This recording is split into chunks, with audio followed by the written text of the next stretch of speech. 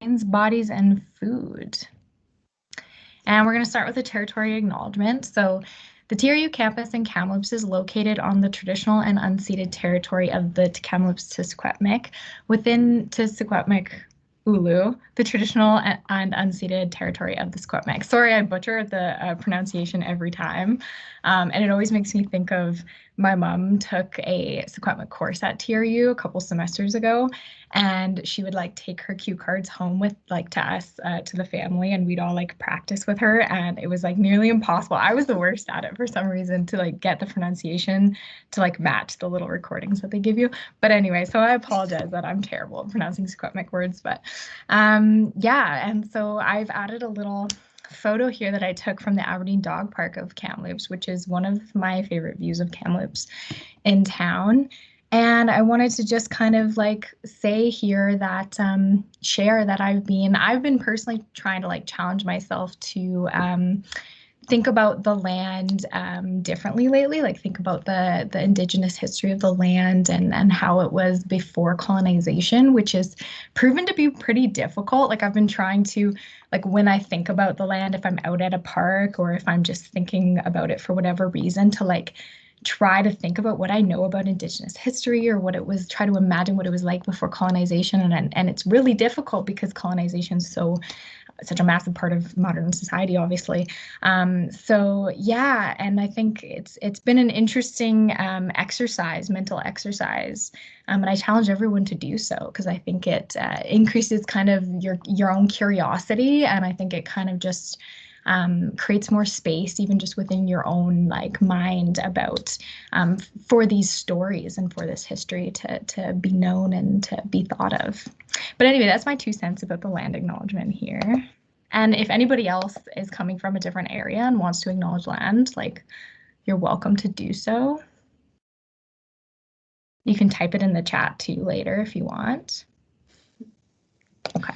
Yeah, so Nicole, take it away. Cool. Love your territorial acknowledgement. I think you did a really good job. Your pronunciation was good. Thank you. So I am Nicole. I am a student wellness ambassador leader. My pronouns are she, her. And this is Hannah, who did the lovely territorial acknowledgement. Her pronouns are also she, her, and she's also a student wellness ambassador leader. And we are doing the presentation today. Oh, I am the one who changes the slides. Yeah. That's okay. So today we're going to be going over a slew of things about minds, bodies, and food.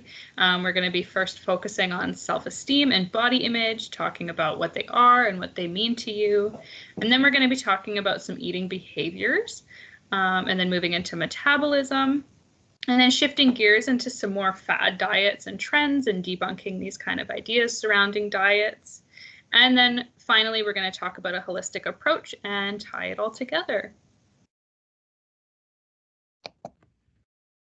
Awesome. Okay, so we have a couple questions to start with, and a little kind of activity. So Nicole's gonna post a link in the chat, and if you just click on the link, it should take you to a page where it's gonna look like a little kind of board, and you can like post little sticky notes to answer the question, or you can draw on the board or whatever you want. So yeah, we'll hopefully be able to kind of get an idea of what concepts everyone already has on these ideas before we get going. So we'll just leave a couple minutes for us to do this.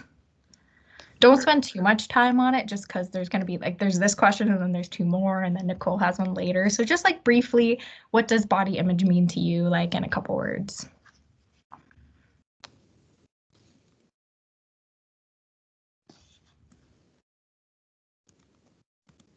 And then I don't know if we can like show that page, like should I like?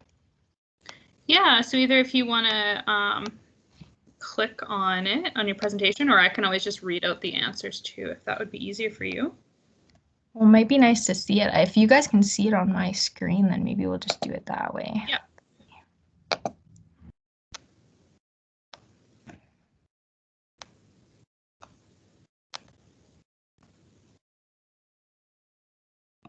Awesome. So we already have some answers here. So can you guys see this board then? Yeah. Okay. So yeah, what does body image mean to you? So somebody said body image is a perception. It's accepting and loving your body. It's seeing my body for what it is. It's how I feel about my physical appearance. Yeah. So these are all great. These are all like bang on exactly what we're trying to get at here. That's awesome. Okay, so the next question is, what does self-esteem mean to you? And they're kind of similar. So yeah, just again in a couple words, what does self-esteem mean to you?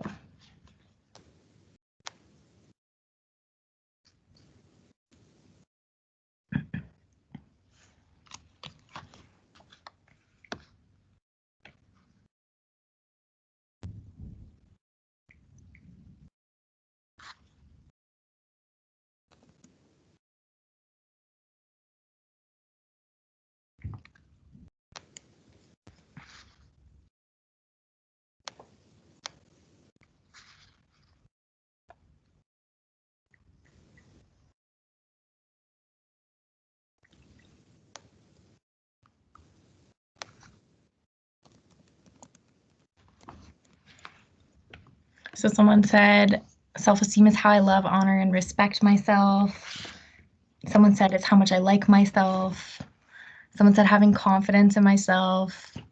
Someone else said self-esteem is a personal perception of the self and what one's values and worth is. That's perfect. Yeah, so again, everybody kind of has pretty good ideas about what these concepts mean to them, so that's awesome. And then last but not least, what does healthy eating mean to you? So again, that link should be in the chat.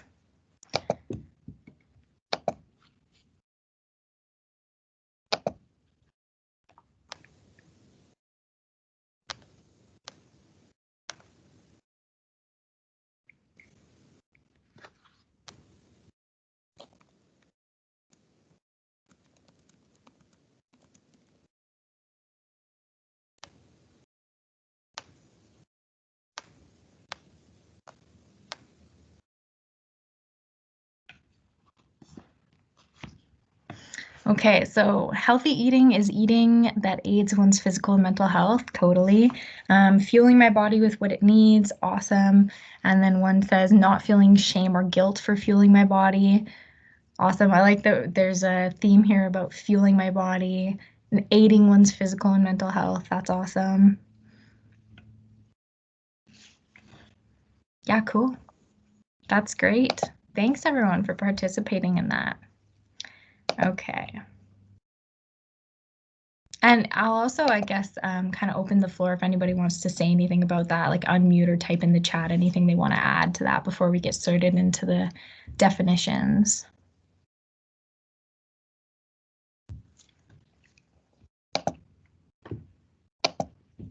Okay. You can always type in the chat later too if you have an idea or a comment or a question. Please feel free. Okay, so here are some definitions that I just took from some websites online where I thought, yeah, these are pretty good. And they're like right online with everything that we've already everything everyone's already said. So I don't think we'll need to spend too much time on this, but basically self-esteem describes a person's overall subjective sense of personal worth or value. So someone's answer already was like bang on. So it's how much you like yourself in a way. It involves a variety of beliefs about yourself, appraisals of your own appearance, beliefs, emotions, and behaviors. And, you know, it can be used interchangeably with like self-worth, self-regard, self-respect. Like these are all kind of similar concepts to self-esteem. Whereas body image is a little bit different, and it's how you kind of see yourself when you look in the mirror, kind of when you picture yourself in your mind, what you picture, what you think about, and it can kind of encompass what you believe about your own appearance, also how you feel about your body, and how you kind of sense and control your body when you move around. So the two are very connected, and I wanted to kind of highlight them so that we have these concepts in the back of our minds when we're going through these topics that we're going to discuss, especially the topics that I'm talking about, like they don't directly connect because I'm going to be talking about like a little crash course in kind of like the internal events that are involved in like eating behavior. So it's not going to be obvious how these are connected, but I kind of want us to be like thinking about them in the back of our minds and trying to make connections as we go through. Okay, so what contributes to eating behavior? So, of course, our biology, psychology, and society, our sociology as well, contributes to eating behavior. This little diagram I have here, all of this information, by the way, I took from a course that I took last semester, 2 semesters ago with Jenny Carl, a psychology professor at TRU, and the course was titled Psychology of Motivation and Emotion. So we talked about kind of eating behavior in this course, and this diagram I took from the slides that she posted. And I just kind of wanted to highlight, all of these relationships that are being depicted in this image. Like, it's very complex, and it's not things that we think about when we're eating daily or when we're, thinking about food. We don't think about how complex like our bodies are and all of these different things that need to happen in the right ways at the right time for us to, be able to eat really well. So yeah, that's just a little diagram. I wanted to highlight that idea there. Okay, so the first thing I want to touch on is metabolism. So evolutionarily, we eat to maintain homeostatic balance, body function, and life. We have two reservoirs to store nutrients and energy for our body. A short-term reservoir, which is carbohydrates stored in the liver, and a long-term reservoir, which is fat stored in adipose tissue. And there are two phases to metabolism. So we have an absorptive phase when food is in the digestive tract and gets absorbed into like short-term and long-term reservoirs. And then we have a fasting phase when our digestive tract is empty and nutrients are actually being pulled from our long-term reservoir to maintain a homeostatic balance. So that was just a little background to understand some of these signals. And these aren't super important to know like the details of this stuff or to think about it. I just kind of wanted to touch on them because they're interesting and to try to highlight again the complexity and all of these things that we don't think about every day when we think about eating. So there are two types of signals that determine why we kind of start and stop eating. So of course, hunger signals, and everybody knows what it feels like to be really hungry. And those happen because, and this isn't the full picture on this slide at all, but these are just a couple different ways that we feel hungry.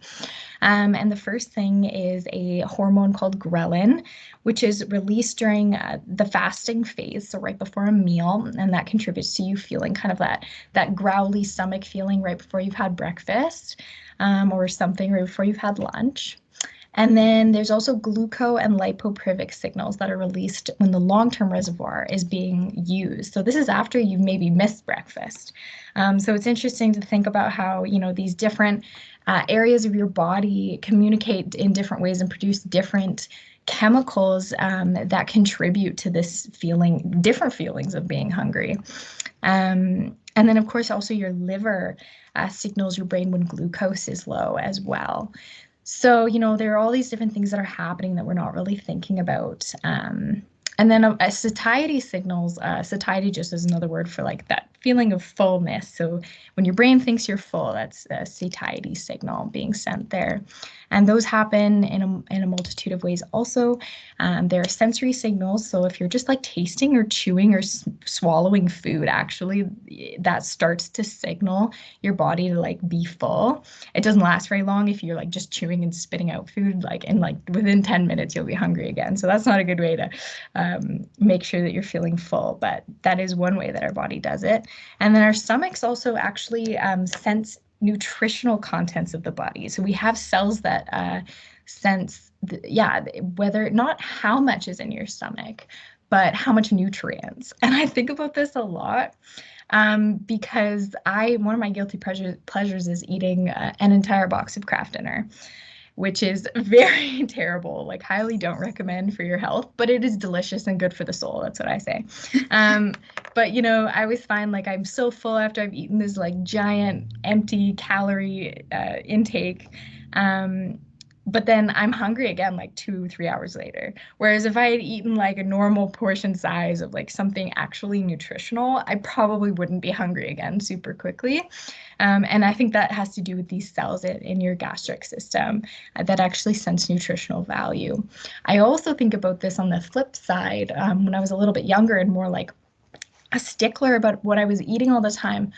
I would like try to have like lunch be only like a Greek salad or only like some lettuce and some, dressing or something so that I wasn't eating all these calories. And what I would find is I was like hungry immediately. Like none of that. I would never even feel full from eating like salad, or not like, there are salads that are balanced and will fill you up, but like just lettuce, like that's not gonna, I'd eat a whole head of lettuce and wouldn't be full. And so I think that's the same idea here, because that's not, you're not getting enough nutrients from one food group as a meal. And then, of course, our intestinal signals. So these actually change hormone levels. So they'll change ghrelin levels to be lower, or they'll increase a hormone called leptin, which suppresses your appetite, makes you feel full. And then insulin also is needed by the body so that glucose can be used by muscles. And so it's released when you eat a meal. And so when you have insulin in your body, your brain thinks that you're full. So there's all these different things that are happening that need to be happening in a certain way at certain times for it to like run smoothly, right? And it's really important to note too that hunger signals are much stronger than satiety signals, because evolutionarily it's more important for us to be like motivated to find food and hungry, wanting to eat when food's available, so that we stay alive, right? So it's really important to note that even the way that we're programmed is in such a way that we are, going to be really sensitive to those hunger signals and not so much to the satiety signals. And, foods are just, they have a much more incentive value to us. And then another point here is about phenotypes. So this is how our genetics can influence our metabolism.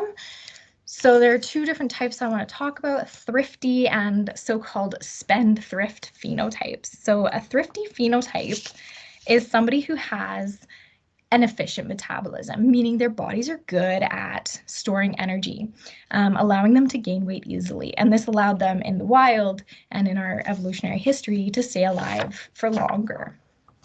Whereas spendthrift is more of an inefficient metabolism type, and these bodies don't store excess energy as well, and they may be able to eat really large meals without gaining any weight, which you often hear is like, every girl's dream, they say, which is not true. Well, sort of true. It shouldn't be true. But anyway, it's actually an inefficient metabolism that would cause something like that.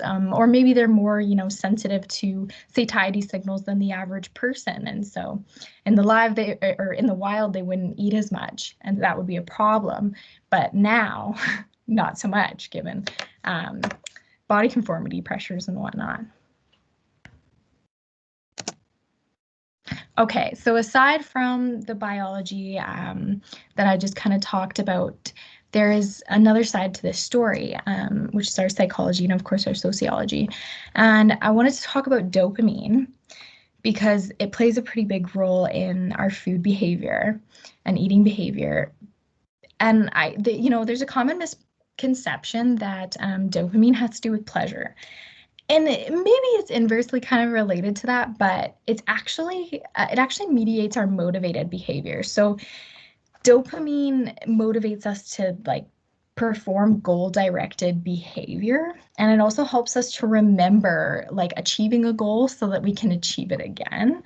And when Jenny Carl was teaching this concept in her course last semester, she thought of this kind of alien scenario. So I'm going to try to like come up with something similar to explain this.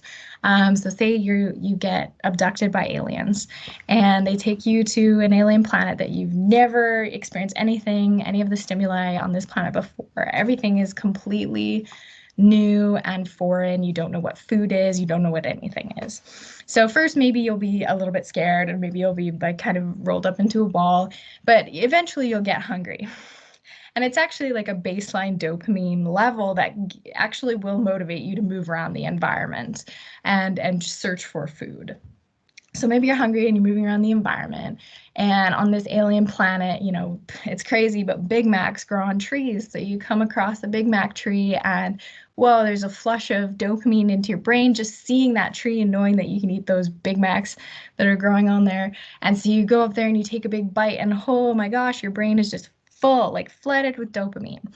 And what this does is that after you've eaten that burger and you've taken a nap and maybe you took a walk and you're somewhere completely different, But then over time, you wake up from your nap and you're hungry again. Your brain's going to produce a little bit of dopamine, and you're going to go, oh my God, I remember when I had a flush of this same neurotransmitter earlier when I ate that Big Mac on the Big Mac tree, and I remember where it was, and I'm going to go get it. So that's kind of the whole point of dopamine. Not the whole point. There are many different functions, but that's one really important function of dopamine. It's not so much to do with pleasure, but it's to do with this feeling of like, I need to go do this thing, and I want to, and I'm motivated to. And this is, it has interesting implications for modern society because, again, we're not in the wild. So we have food cues all over our environments. And not the best food cues, because dopamine is most increased in response to sweet and salty foods. And what are like the most obvious food cues in our environments? Like fast food cues. Like you can't drive more than 5 minutes anywhere in Kamloops and not see like Golden Arches or A&W or what have you. And so these activate dopamine in our minds, just seeing that cue. And so suddenly we'll be motivated to seek out that food or feel hungry, even though we're really not. And so this is something to think about in terms of just the environment that we're in and how it influences us. And, something that I try to think about a lot is like what cues are in my own house or in my own environment at home. My boyfriend loves like snack foods, and he loves like chocolates, and he's got, the spendthrift phenotype, so he can eat all of it and not gain a pound. But me over here, thrifty phenotype over here, that's not going to happen. So it's really difficult. I've like put all of his like candies and whatnot in like one cupboard, and it's his cupboard of junk food, and I just never look in it because I'm like, I just refuse to even let my brain go there. But anyway, it is an interesting thing to think about. And yeah, and dopamine plays a substantial role in addiction. So again, just something to be aware of. And I forgot to mention this earlier, and I thought of it, and then I was like, I should have put this in the slide so that I would remember. But I want to think about this idea of like self-efficacy, which is our sense that we have control and are capable of making changes in our lives and doing the things that we want to do and achieving our goals. And I just want, you guys to kind of think about that concept in relation to these things, like these complex things that are happening without our control and without our conscious awareness, and how that can affect our sense of self-efficacy. If we're trying to like lose weight, or if we're trying to eat better because that's some message that we're told, which Nicole will talk about later. Then how is that going to influence our self-esteem, our body image, and our self-efficacy if all of these things are happening that are completely natural, but we're not necessarily aware of them, and we don't necessarily control them? Yeah, so this is, again, just kind of more of the same point here. The modern world is nothing like our evolutionary wild. We live in a very fast-paced lifestyle as well, with like high stress. And I don't think, a lot of us have time for like mindful eating. I'm sure a lot of us have heard of that concept of like mindful eating instead of just gorging really fast before those satiety signals even have a chance to get there. You're just like eating an entire box of Kraft Dinner. Me. And that's true, right? That's part of our lives right now. And of course, there's like the images that we see in pop culture and social media and the body conformity pressures that we're exposed to, and all this like diet culture messaging. So it can make a person feel pretty confused and pretty crappy, and like they don't have control over this aspect of their body, of their psychology, and of their sociology. And then this is a point about sleep and weight too. A lot of us are sleep deprived in modern society, and that relates to weight as well. But I won't get too much into that. And then, I just had a question here, like just to get everyone's brains moving a little bit more too on this idea, like, well, I've kind of already been talking about it, I guess, so I don't really need to touch on it. But yeah, remember our discussion of self-esteem and body image. How are all these things that we've discussed so far kind of influencing how we feel about ourselves and see ourselves? And yeah, just a little anecdote. I think I often, feel really bad for not having as much self-control around like my eating behavior. And I feel like so many others have better self-control and they're so much more, disciplined and they eat only good food and yada yada. And then it makes you feel like, you're a failure for being just a natural human being as the world made you. So just something to think about. And then I think we're getting into Nicole's portion. We are. So we're going to kind of switch some gears into talking about more fad diets and diet culture and how that can really play on self-esteem as well. So the first, before we dive in here, I have another jam board. Hopefully you guys like these because we've got a ton of them in here. So if you want to go on there, click on, and then we're just going to talk about some fad diets that you might be familiar with or trends that kind of come up in daily life. Oops, sorry.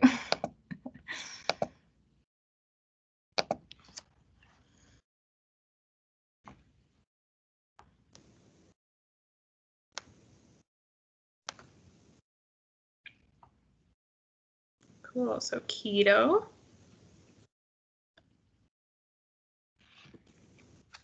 Low carb. Mm-hmm.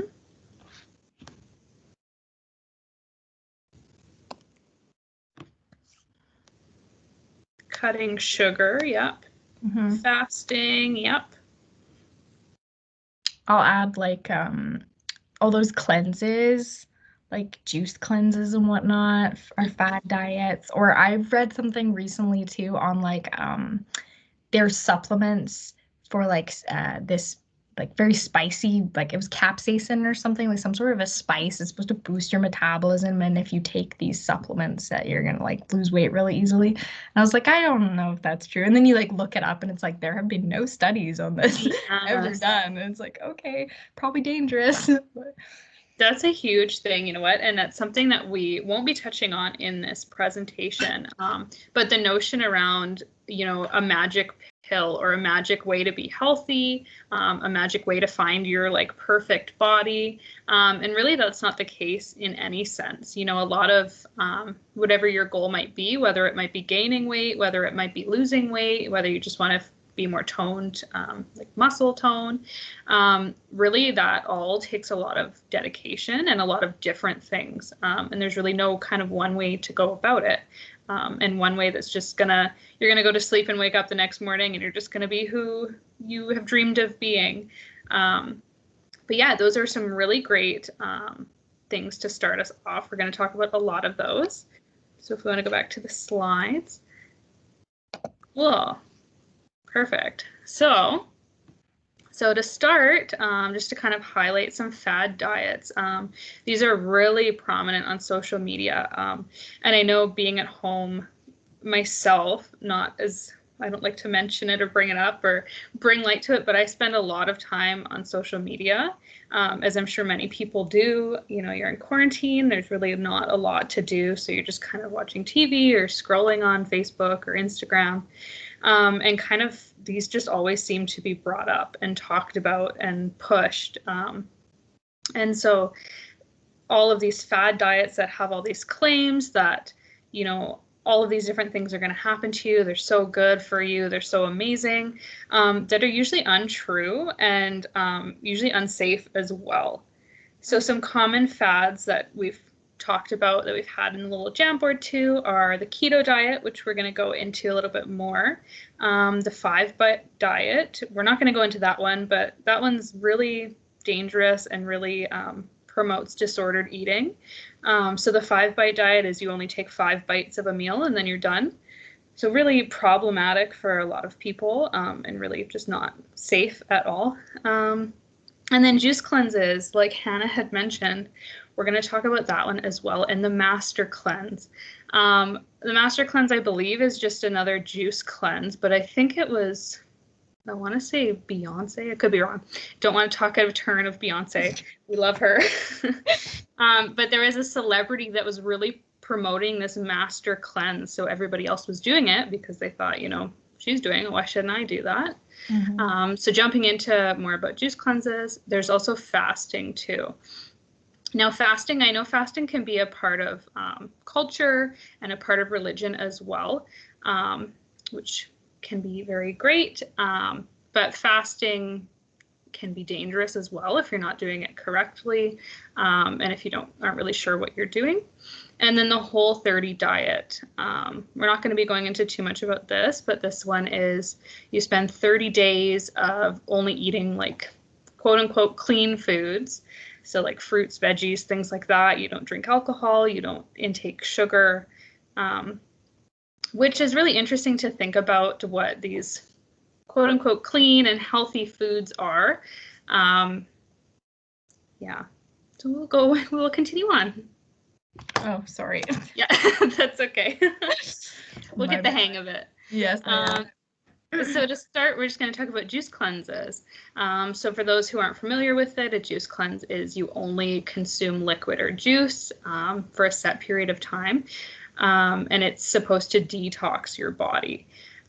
Really, it results in a lot of digestive issues while you're doing it, and it's pretty much just like a laxative, and you just clean your system out. So it's really not healthy for you, and people think, I need to cleanse my body of all these toxins that I have stored up, and maybe I went on a little, I had some drinks last weekend and I need to cleanse my body, or I ate unhealthy food and I need to cleanse. But really your body has its own way of cleansing. Your body's evolved and it's its own system, and it really doesn't need any help cleansing any toxins out of it. So really this can be quite dangerous too. It can cause fatigue, definitely insufficient calorie intake. If you think about it, all you're taking in is juice for how many hours, how many days on end. You're really not getting a lot of calories in, if any, really, depending on what you're drinking. So that can be very hard on your body too. I like to also highlight, which I highlight in all of these fad diets that I'm going to talk about, it can contribute to disordered eating and disordered views of food. So like anything, restricting yourself from eating foods or restricting yourself from how much you eat food can really cause disordered views of food, and really aid in disordered eating. And then, an extreme effects of juice cleanse is effects on your metabolism and your digestive function. So like I said, it's like a laxative. So if you keep doing that, then there's, your body's not going to be really working as it should be to digest. Okay, and the dreaded keto diet. This one my goodness, I have heard so much about. I have a friend, I'm not going to name any names, but she does the keto diet, and it's just, I don't know, there's just so much about it, so much out there. It's talked about so much, and so many people do it. So the keto diet, some history on it, which I find actually really interesting, is that it was, it formed in the 1920s as a tool for epileptic children. So really it was meant to be this kind of way to help children stop having seizures. So it's a high fat, adequate protein, and low to no carbohydrate diet. So you're really eliminating all carbs, and you can kind of see in the pyramid picture on the side, all of the things on the bottom that are, bad foods that you're not supposed to consume on the keto diet, and really all the fun foods and like bread and all that, chocolate, stuff like that. So the kind of what's happening in the keto diet is that, a normal functioning body, it turns these carbohydrates that you take in into glucose, which are very beneficial for your brain function. So without these carbohydrates, you're not taking much in. The liver converts fat into fatty acid and ketone bodies. So this kind of puts your body into, ketosis, tongue twister, into ketosis. And then there's this buildup of ketones in your blood. So the biggest thing about this one is like muscle loss and low blood pressure, fatigued, disordered eating habits, and dehydration. So it's just, it's a bit dangerous, and, it's like really cutting out a whole food group. from within your diet and things that you actually really need, and you need to fuel yourself and your body to go about your day. You're kind of lacking all of that, which is why you're, dropping weight on the keto diet, because you're not getting that substance that you need. Okay, so we have our last Jamboard here. I'm just going to copy the link. So we're going to focus more on carbohydrates right now. So I had talked about in the keto diet, there's this like carbs are just so terrible and they're just the worst thing and you don't consume them. So we're going to see what you guys think about carbs and if you think it's good or it's bad and why you think that. So I'm just adding the link there.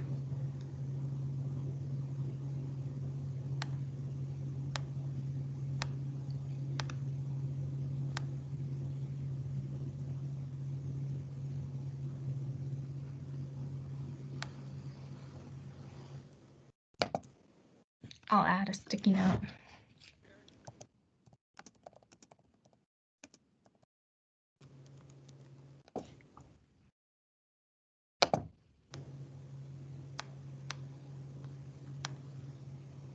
Cool. So we have good and bad depending. We have bad because they cause weight gain. Have any other ideas? Well, I find this one tricky. I think carbs are good, but within moderation.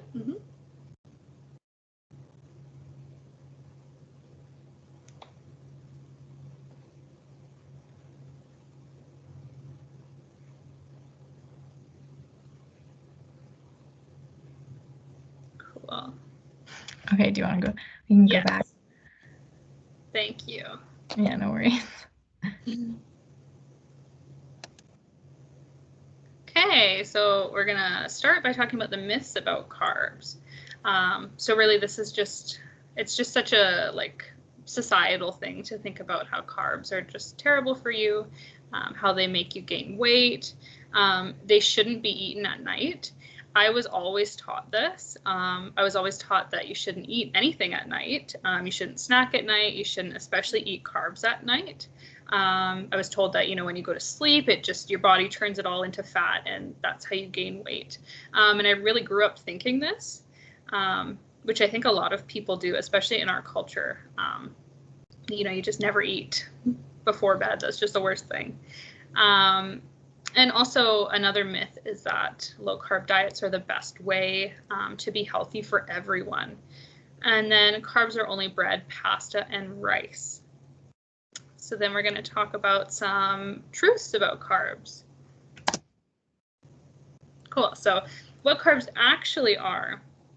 So they're actually macronutrients that the body breaks down into glucose.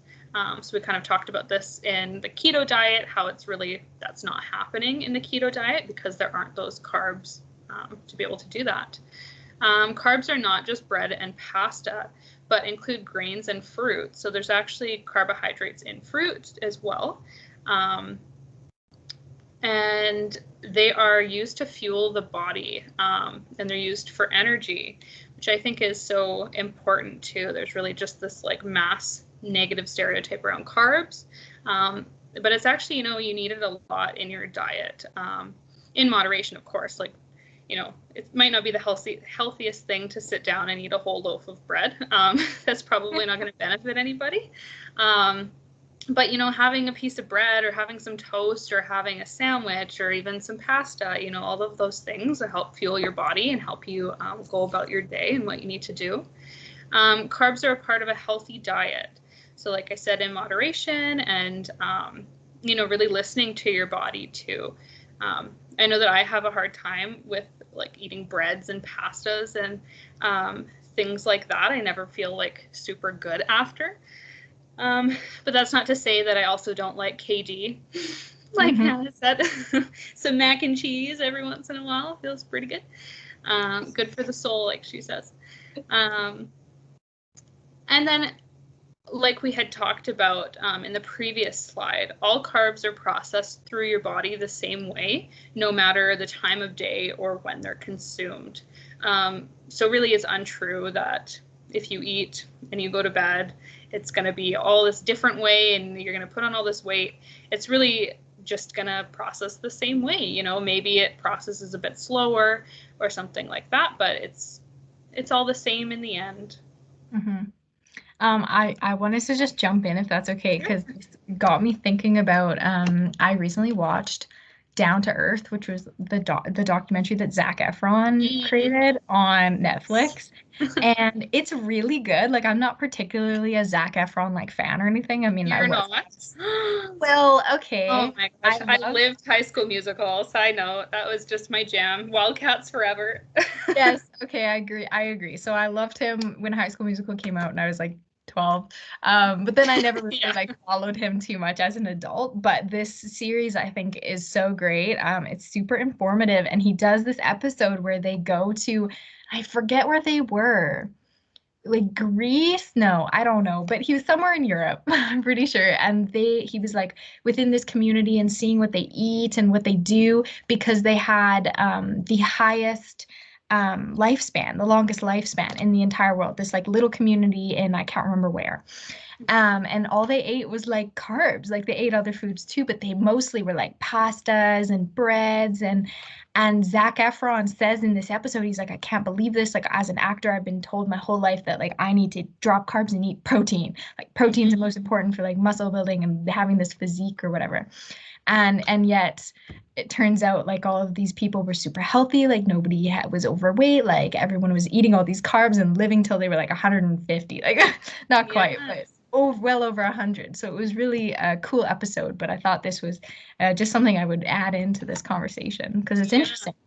Yeah, that's so interesting. I haven't watched that show, but I've heard good things about it. Yeah. And that's so true, you know, like how there's all of these like standards around eating and food and dieting, but it's so like specific to your culture, you know, like the way that we view food is probably not the way that people view food like in Europe, like you said. And it's just it's so interesting to think about how different it is all over the world. So thank you. I love that. Okay, so then talking about TikTok. Now, full disclaimer, I'm one of those people that at the beginning of the pandemic, I was like, I'm not downloading TikTok. Like, that is just not happening. I'm never going to do it. Me too. Then like last month, I was like, I'm just going to do it. And I spend like a lot of time watching TikTok videos. It's really bad. And I'm one of those people. But it's really entertaining, you know. But there are some not so good things on TikTok. So the what I eat in a day TikToks. Now these are everywhere. And even on mine, like I don't know if it's just because I watch a lot of like fitness content and things like that. But it just pops up on my For You page like constantly, all of these different influencers and what they eat in a day and all of these things. So what it is that these TikTokers, I don't know if that's the right term. I feel old talking about this. Like the kids these days, these TikTokers. Like one of them TikToks. So it takes place in these videos is that these influencers or TikTokers or whomever they are will post their TikTok video of just a 60-second blurb of what they've eaten in a day. And usually, you know, it's really these like cleanses or really like low calorie meals. You know, she's had a salad for every meal of her day. She just had a smoothie for breakfast and she's ready to go. And really it causes like a lot of insecurities for people that watch these videos that can't eat like that, you know, like I am a person, I have to have a big breakfast. I can't just have like a juice and be like, I'm good to go. But for other people, you know, that works for them. But then all of these videos cause the standard that, you know, well, I'm not eating like her, so I'm not going to be healthy enough. And I need to try and eat like her. And him too. There's a lot of men that do these videos as well. And it's like, it is, I'm going to forget the word, but it's being presented to a lot of people. And a lot of people are seeing these videos. So the hashtag what I eat in a day, I don't know, is there hashtags on TikTok? I think so. You should know Actually, you have TikTok. okay, I'm like a new user. I just scroll on the For You. I don't even have an account, you guys. I'm a fraud. Oh my goodness. But the what I eat in a day tag on TikTok has since October, 3.6 billion views on this tag, this video. So a lot of people are seeing these videos, and a lot of people are taking in this information that is not true, and even like showcasing juice cleanses or fasting. I don't eat until lunchtime, and like I said, that's just really unconventional for a lot of people. Yeah, I think we can go to the next slide. Thank you. Oh no, that's okay. So the best choice for anybody is a balanced diet. Despite what other people might be doing, despite what you think that you should be doing to achieve your ideal body, whatever that might look like. Actually, just fueling your body with a mix of fruits and veggies and nuts and proteins, and carbohydrates, kind of all of those really good things. Helps your body, work throughout the day, and it helps like carry you through life. And like I said too, it's important to note that everybody's different and every body is different. And what your body might need might not be what my body needs. So really like understanding what feels good and what helps you stay energized and what you might need. Maybe I need like a lot of protein for what I do in my day, but maybe, somebody else is good with like a lot of fruits and veggies and nuts and things.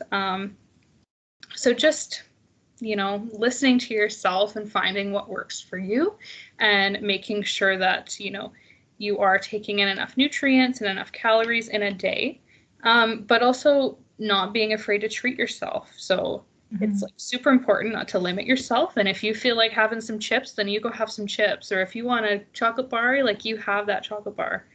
And this can really help, try and stay away from these like mindsets that you need to stay so like this way and I need to only eat this way. But really you can be free to eat whatever you wish and however you wish. And if you want to have a day of treats, then you have a day of treats and make yourself feel good. I think that's really important to note. Oh, Chelsea's back. Hi, Chelsea.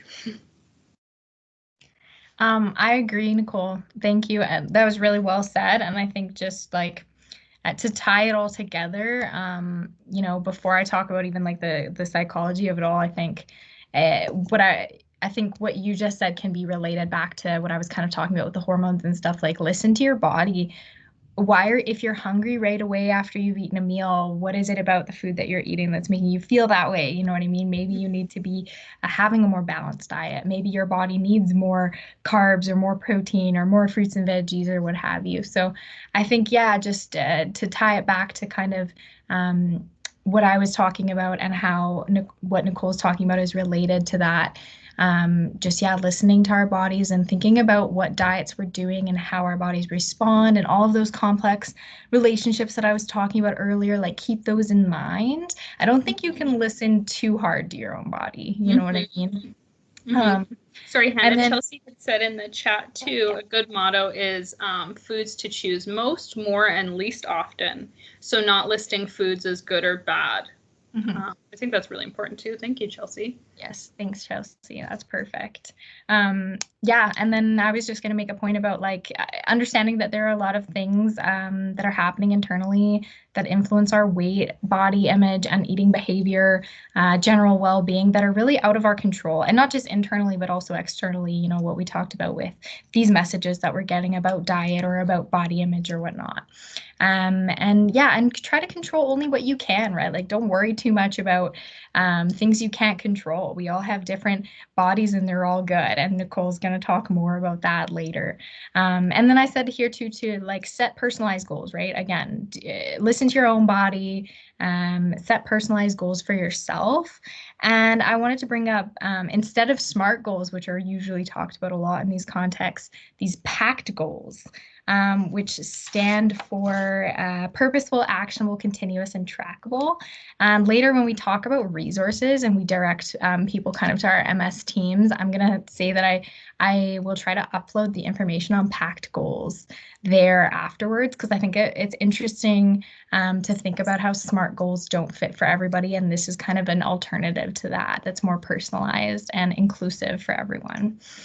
And yeah, I think Nicole's going to talk a little bit more about how each body is unique and all different things, all need different things, and how to maintain, you know, a balanced diet is the safest and healthiest way to fuel your body. Yeah, so just like we've been talking about, I found this little comic strip and I thought it was just the best thing for this. The girl's looking in the mirror and she's saying, which bit would you alter first, talking about her body. And the other lady that's talking with her, she says the culture. And I think that's so important to note that, you know, this like standard of what is a good body and what is like a preferred body is really something that changes a lot, like changes through culture and also changes over time. So it's important to remember that your body, how it is amazing on its own, and it carries you through life. It really helps you, you know, do everything. It's kind of your vehicle for your life. So trying to, you know, accept how great your body really is without, you know, trying to acknowledge all of these like societal pressures of how it should be. And like I said, you know, there's like a lot of this pressure to conform to body ideals. But everybody is built different. Everybody has different body types. And, you know, these diet cultures and all these different factors that come into it, your body's still going to be unique. And there's no one way to have a body. And yeah, your body is just beautiful and you just need to fuel it and help it out. So then I think we were just going to note that if you were looking for more resources or information on your mind, your body, some food, you can always reach out to us. So we have a lot of great resources. We have recipes, pamphlets, workshops. We have a cookbook as well.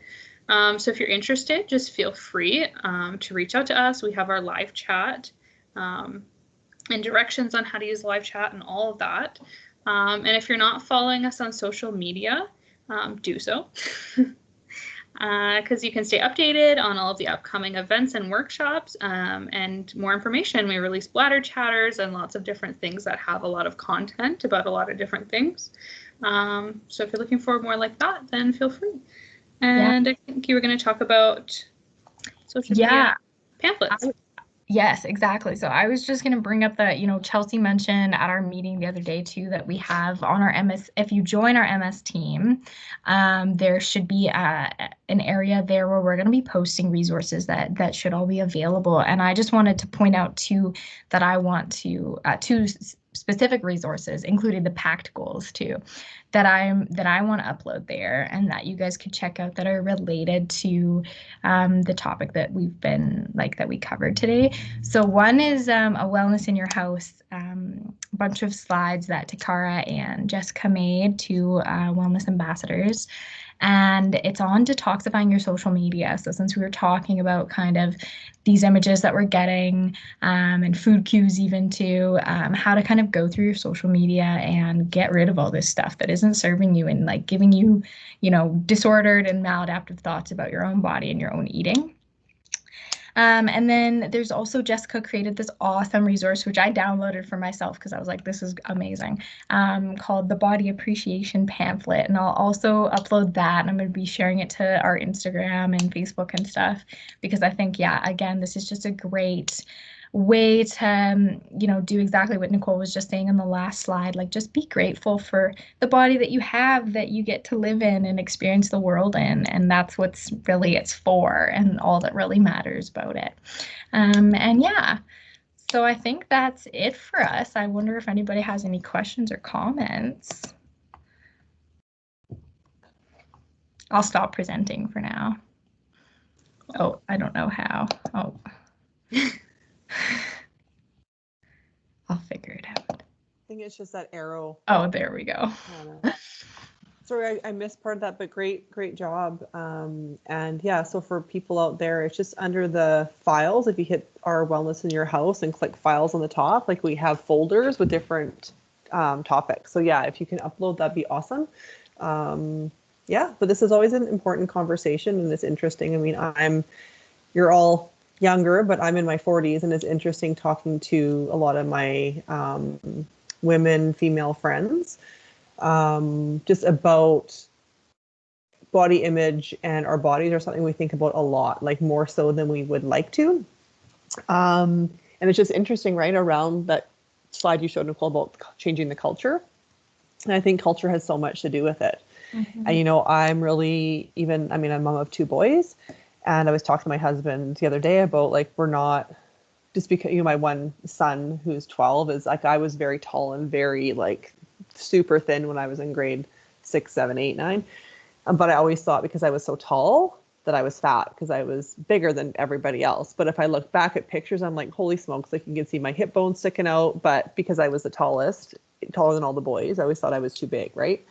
And so even just commenting on our own bodies and our kids' bodies, like, oh, even if you're too thin or you're skinny, it's once again, it's like placing a judgment on someone's body, rather than you're strong and you've got lots of energy. And, you may have talked about that. But it's just interesting as something that I think is so pervasive.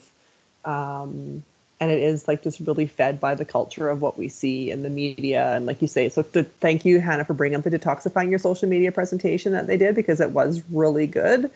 Because if we continually be bombarded by these unhealthy and unrealistic like images, it really does have an impact on people's body image and their thoughts about themselves. So anyways, great job. I'm glad we're having these conversations here in wellness. Thank you very much. Thank you. Yeah, I love what you said too. And it made me think of what we talked about in Bladder Chatter about how, almost 100% of the compliments you give or receive are usually based on somebody's appearance and their body. When really, yeah, that just kind of like aids in this like culture of like, okay, well, maybe like I need to be like a little bit more like this or like this. And really not like, we're not giving compliments like, yeah, your body is like awesome. Oh my gosh. Like you just did that cool, like jump off that thing. Like that was pretty cool.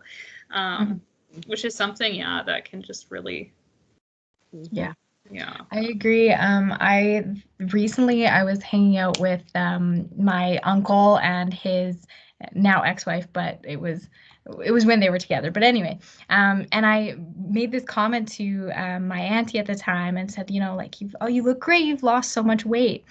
And like later I was speaking with my uncle and he was like, I just don't understand. Like, she's lost all this weight because she's like stressed out. Like, it's not a good thing. And like before you never would have complimented. Like he totally just like threw me under the bus and was like, this is stupid that you complimented her on this when it's not necessarily a good thing, and I was just like, oh my God, I never think about that. Like you comment on people losing weight all the time because we just think that that's a good thing when really, why do we think that? But yeah, I thought I would just share that. It was like a total moment of like, oh my God, what have I done? What have I become? Yeah. But no, it's hard too, because like you're doing I think some of the intention is like you want people to feel good about themselves, and our assumption is that like, oh, someone's lost weight, so they must feel good because that was like an intentional choice or whatever, right? And so it's not out of mean spiritedness, but it's sometimes when people point out, you're like, ooh, whoops. Yeah. Okay. Right? Yeah. But it's always learning, he wasn't right? trying like, to be... yeah, no, it's just always learning, right? About, oh yeah, actually good point. Like, yeah. So, well, anyhow, team, that was great. So, Naomi, did you have any questions or comments? Or I know BB's on the call. My comment was a little more of a sociology comment. I had it in my head when you guys brought up the Zac Efron film, I guess, and you guys started talking about it wasn't body image, but it was eating in a different culture. And I thought that was interesting because that's such a big topic that's so I feel like it's not acknowledged as much. Like I went to Europe last year, and like even just something as simple as how big the lunches are versus how small the dinners are. Or I went to Japan several years ago with a field course, and the amount of rice and beans that they eat, like supposedly it's a very healthy society and healthy culture. And you wonder like just how much has to do with lifestyle versus eating. And yeah, I kind of thought about that a little bit. And I also thought, because I had a sociology teacher tell me once that food and a lot of eating disorders have to do with privileges. And what she meant by that was us as a North American society, we have so much accessibility. Oh, Naomi. Oh, is she frozen for everybody? Yeah, she's frozen for me too. Oh, there you go. You're frozen. You're back. Okay, sounds good. You mentioned sociology professor, and then you kind of about privileges, and you went out. I had a sociology professor once tell me that it's around when you choose what you eat, that's very privileged. Like we as a society in North America, we are able to just go to the store and buy what we want, and we're able to have so many choices of what we put in our body.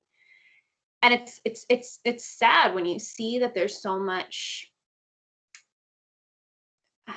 I guess, negativity around people wanting to follow these diets on social media and try to think like pick and choose, oh, what can I eat, what should I eat, when it's true we have so many privileges around what we can eat. So yeah, really good point. Sorry, that was a lot. I know that was a lot. It's definitely a lot to unpack there for sure. I'll just say, like, on the last point about like privileged eating in our society and everything, like I try to think about that a lot. Like challenge myself to think about that a lot. Every time I'm at the grocery store, I'm like, I can't believe I can just go to this grocery store and just like find the most obscure foods, like I've been, because I just moved out, I've been trying to like cook more. Well, I have to, my mom can't cook for me anymore. So I've been like, exploring with these different recipes, and like I'll go to the grocery store and have to like ask a clerk like what something is or what something looks like. Like I didn't know what artichokes look like. Like not like when they're cooked, I know what they look like. They're cut up like artichoke hearts, but I didn't know what they looked like as like in the produce section at the grocery store the other day. I'm like, where are the artichokes to somebody? And they're like right in front of you, Hannah. And I'm like, that's what they look like. So it's just kind of crazy that we have access to all of that. And yeah, I just wanted to point out a little anecdotal thing of me just always trying to think about that and like utilize it because it's so cool. Definitely, yeah, if you've done any traveling to especially developing countries, or even, my family and I went to Greece a couple years ago, and even there, they had access to a lot of foods, but they didn't have the same like they didn't have international foods being like shipped there. Like it was all just fresh foods. So they didn't have the same options as us. But what we noted when we were there is like, wow, everything is fresh and so healthy. Like you're not getting a lot of like preservatives and weird stuff that we have at grocery stores. Anyway, that's kind of off topic, but another note that like, we don't have the freshest foods either. But anyway, yeah, that's all I wanted to say. Yeah, it makes me wonder just how like comparing across cultures, if there is as much disordered eating in other cultures, because here, I mean, it's a stereotype, but it has an element of truth of just how much junk food and fatty foods we have readily available. Like I don't know a lot of Canadian foods, but something that we're famous for is poutine. And it's like, oh, well, what is poutine? It's deep fried potatoes with cheese and gravy. And it's like, whereas, you can go to a completely different culture and it's, I don't know, some sort of aquatic life that's like brought up, and like all of their delicacies. I don't know. It's interesting. Like, I just wonder how much how much North American people struggle compared to others. Yeah. Well, it's just a cultural thing too, in terms of how we even shop, right? Like we buy a lot ahead of time and we stack stuff in pantries. And, you know, like my husband's mom is from Spain and the family there, and they do their shopping almost every day, right? And then like food is a big social connecting activity. It's not just like, you know, us, we're eating and running the next thing sometimes. I mean, we do have social eating, but there it's very a part of their community, right? Is like meal time and siesta time and things like that is big. So, but it's interesting because we traveled to Cuba, long time ago. And in terms of like, that was very interesting because of the communist nature of the country at the time, there was very little trade with other countries for any types of food products. And so the food that was, even at, like, we were at a resort, even the food that was available at the resort was significantly different than we were for our honeymoon in Mexico, like about a year before that. Just significantly different what was available. But because of that, so like you said, it's like the choice for people who live in Cuba is a lot different than, you know, other parts of the world too, because of the lack of trade between countries. So yeah, very complex, high level, Naomi. Yeah. I love that. I've traveled to Cuba also. That was the only time I've traveled like outside of Canada. And I was there for like this grad trip. And yeah, it was like the only like American snacks we could find there was like Coca-Cola and Pringles. And we would just like stock up on that because like it's just comfort, it's home, like it's just like so good. But yeah, there's like nothing there, you know. It's like it's all like fresh and it's all like Cuban culture. Yeah. Yeah, I totally agree with you. Hi, everyone. Oh, hi, baby. Sorry, I'm not looking so great right now. Yeah, I totally agree with what you all have been saying, and that's why I found the carbohydrates, when you talked about carbohydrates and also the keto diet. I found it really interesting because even like in Africa, we eat lots of carbs. Geez, like rice, pasta, and fruit are so expensive. So I think like what Chelsea said about lack of maybe trade, but I don't even know. Like we hardly grow a lot of like fruits, like, and maybe that's why it's really expensive. But I don't know. Yeah. And I really enjoyed this session. It was so insightful and lots of interesting resources. I enjoyed the aspect of where you talked about the biological reasons why we eat and stop eating. But I found the psychological aspect really fascinating, where you talked about dopamine. I was surprised that it actually has an effect, because I was thinking the more you eat maybe a certain like favorite meal, the more like the law of diminishing returns happens. Like me, I used to love meat a lot, like eating steak, burgers, but now I find it really irritating. Like now I've moved towards the is it pescatarian? Oh, jeez, I can't pronounce it. But like fish diet. So yeah, now I'm trying to fit in fish like in all my diets, because like so I really like pescatarian, I think, or something. Is that Phoebe? Is that what you mean? Yeah, that's what I mean. Awesome. That's awesome. Thank you for that comment, BB. And yeah, I forgot to add when I was talking about dopamine, like that, you know, if you're always eating really salty and sweet foods, that you're always going to have this high level of dopamine. And so when it drops and you're hungry, you're going to want to like get back to that. So you're going to crave what you eat, right? Which I think we've all heard before. But it's interesting to think about that in terms of dopamine and how you're going to be so much more motivated to go and seek out that nasty food. That's going to motivate you more the more you eat it. So yeah, it's good to like be conscious of that, and that you can shift your diet and you won't be craving burgers anymore, you know. Yeah, thank you for that comment.